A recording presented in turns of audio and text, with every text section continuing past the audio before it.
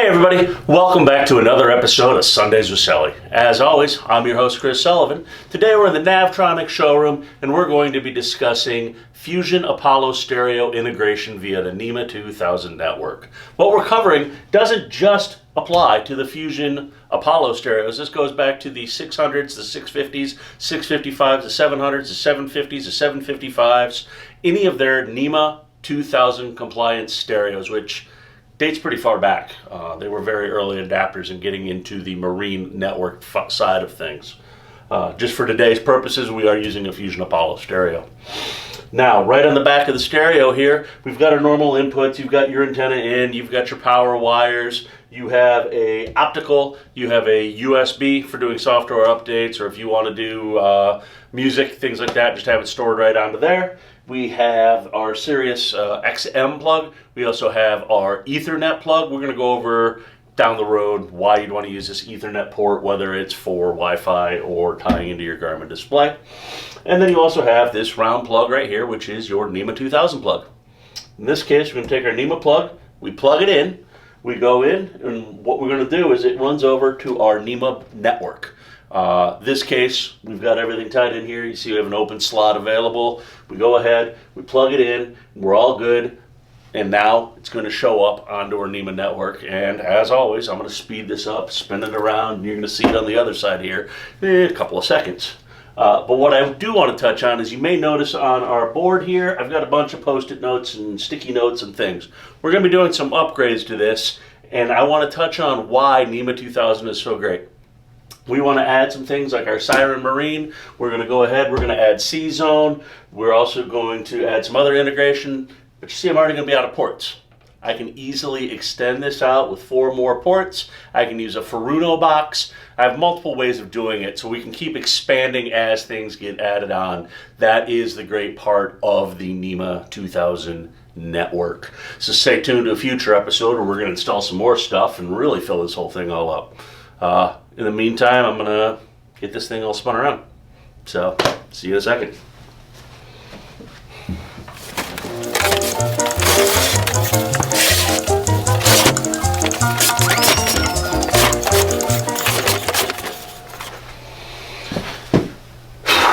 Okay, so we've got this all spun around. I really need to get this on some casters or get an assistant. Anyway, as you can see, we're all powered up. Got our Fusion Apollo stereos all working, right? We can come in here, we hit our touch screen, because that's the beauty of the Apollo. We've got touch screen controls. We hit play, we can go ahead, I can turn it up and down the volume, no problem. I want to turn up just a single zone, I can turn up just a single zone.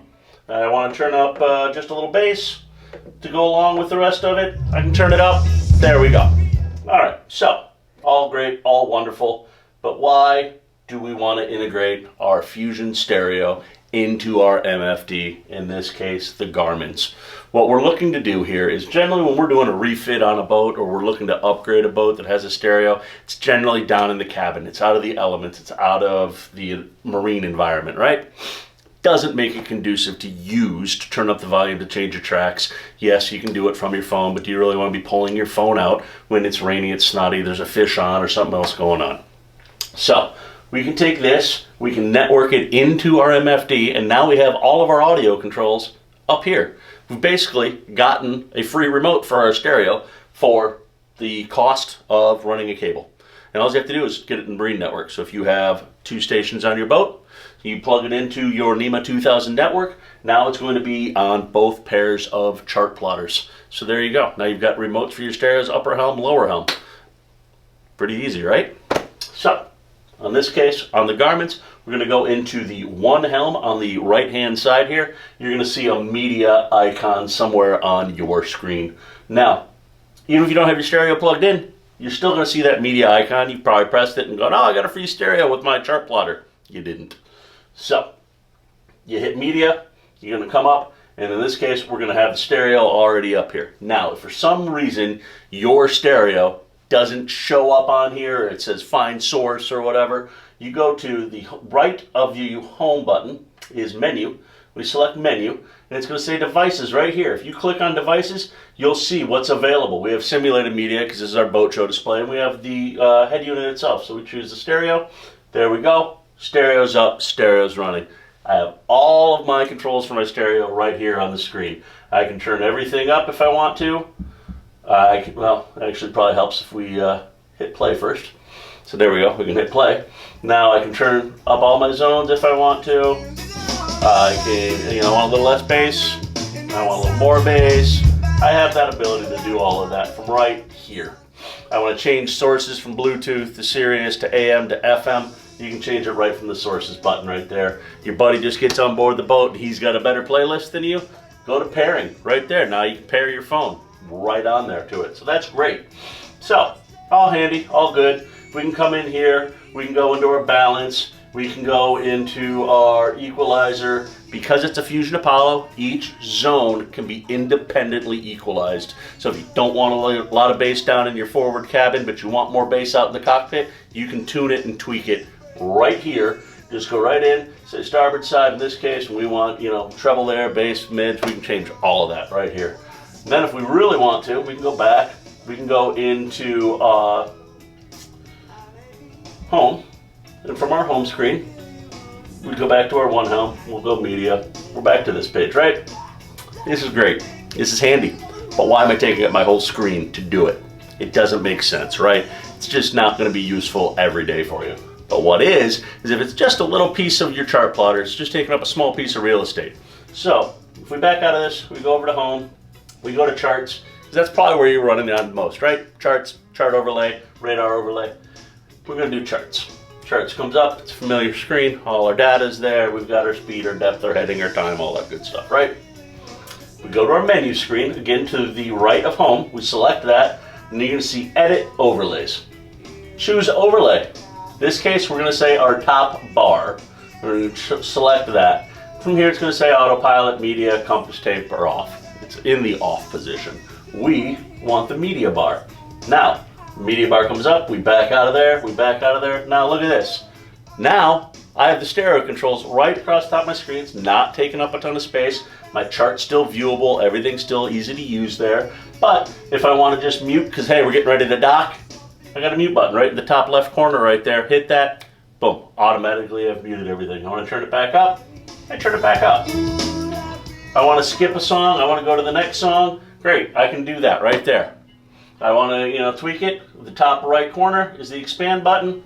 Now I'm back to this big Fusion screen and I can adjust and tweak things if I want. You done with that? You want to go back to your chart? Back button right there in the middle. Bam, we're right back up. We're back to our chart and we're navigating. So, kind of a pretty cool thing to do. And this isn't just for the Garmins. This is going to work on your Ray Marines, your Hummingbirds, your Furunos, your Lawrences, your B&Gs, and your Simrads. And it's not just for the Fusion Apollo stereo. You can go way back down the line with Fusion, probably about 5+ years now, that their stereos are NEMA compatible. You might not get as much tweaking with the naming the zones from it or some of these things, but the compatibility of the volume, changing the tracks and doing all those things is there on the Fusion stereos. The JL stereos do it, the Clarion stereos do it. If you're gonna buy a stereo, check, make sure it's NEMA 2000 compatible. If it is, you plug it in and away you go. So, in a nutshell, that is NEMA 2000 integration of your stereo, in particular this one, a Fusion, into our Garmin showroom display. So, there you go. Now, what I'm looking for from you guys is to give me some tips. What do you want me to cover in an upcoming episode? You want to see something about some C-zone integration? Maybe how to install a Siren Marine onto your boat and what benefits that's going to give you? Do you want to talk about transducers, pros and cons, and where you should be using them? That's what I'm looking for. I'm looking for your guys' input to help me make this a better webisode for you guys. So, leave us a comment or question down below in the comments, and let's see what we can do to make this better for everybody.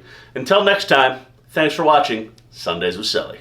Till then, I'm going to jam out to some tunes.